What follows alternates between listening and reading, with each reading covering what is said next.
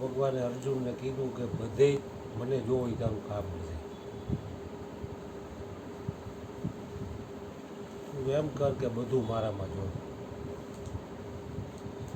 અને વાતે 100% સાચી છે, બધે જોઈએ એવું નથી. બધું એનામાં જોવું હેલું છે, પણ છતાંય બધાથી નથી થઈ શકે. બધું એનામાં જોવું એટલે ઉપદેશ ટાણે આપણું જે વ્યાપક સ્વરૂપ બતાવ્યું છે, આખું બ્રહ્માંડ એની અંદર જ છે, એનાથી બહાર કાંઈ છે નહીં. ગીતામાંય કીધું કે હે અર્જુન, રજે રજને કણે કણમાં હું વ્યાપક છું. વ્યાપક છું એટલે એની અંદર જ બધું છે, બધાની અંદર એ છે.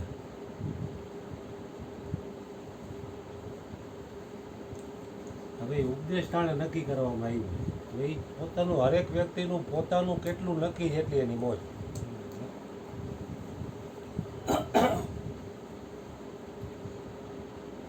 બાકી બધે જોવો તો બહુ કઠિન થાય હરેક જગ્યાએ.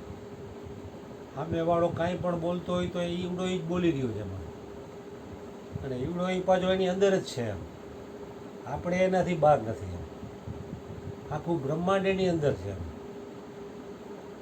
એક બે સબ અને સબ ને એક, કારણ કે બધુંય જે એની અંદર એ એક છે ને, એક છે એમાં જ પાછું એ બધે છે. એક મેં સબ અને સબ મેં એક.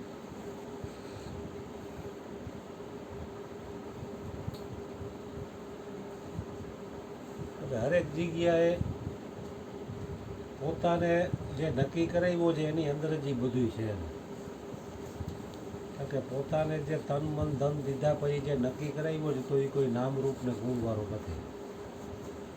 નામરૂપ ગુણ તો એક જગ્યાએ હોય, બીજી જગ્યાએ ન હોય. પોતાને જે નક્કી કરાવવામાં આવ્યો છે હરેક જગ્યાએ વ્યાપક છે, અને બધું એની અંદર જ છે. એટલે એકની અંદર બધું જોવું હેલું પડે.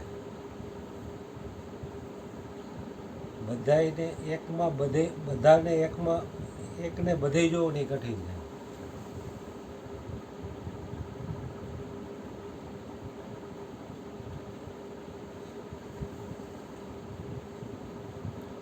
સદગુરુ મહારાજની જય. બોલવે તમારે કીર્તિભાઈ બોલીએ સતગુરુ મહારાજના જે કાંઈ છે આ તો નિશ્ચયની સમજ્યા